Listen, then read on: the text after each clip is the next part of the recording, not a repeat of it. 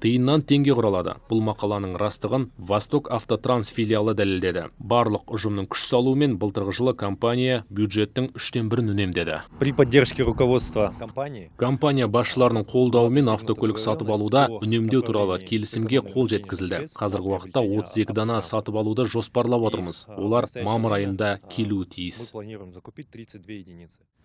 Бұған қоса 2016 жылы 23 жеңіл автокөлік алуды жоспарлауда. Жыл басынан бері 10 жаңа автобус жайлылықпен және техникалық қауіпсіздікті сақтай отырып, шығыс үстіме жұмысшыларын жұмыс орнына және қайтадан жеткізіп отыр.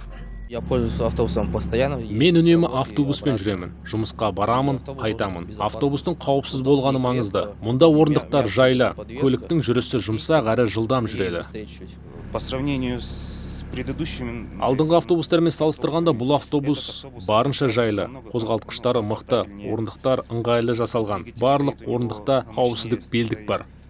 Естеріңізге сала кетейік, Восток Автотранс қызметін былтыр мамыр айында аймақтың автошаруашылық базасының орнында бастаған болатын. Автопаркті жаңарту компанияның басты міндеттерінің бірі. Жұмыс істей бастағалы жарты жыл ішінде компания 28 көлік сатып алды. Оның ішінде автобустар, бульдозерлер, жүк тиегіштер, КАМАЗ және басқалар бар. Бүгінде паркте 275 тасымал көлігі және 18 жартылай тіркеме бар. Жолаушылар тасымалын оңтайландыру жұмыстары да жүріп жатыр. Штатта қызметтік көлікке бөтен жолаушылардың мінбеуін қадағалайтын бақылаушылар жұмыс істейді. Жақында жүргізушілер жаңа униформа киеді, ал салонда ақпарат тақтасы ілініп, автобус сыртында Казминералстың логотипі қойылмақ.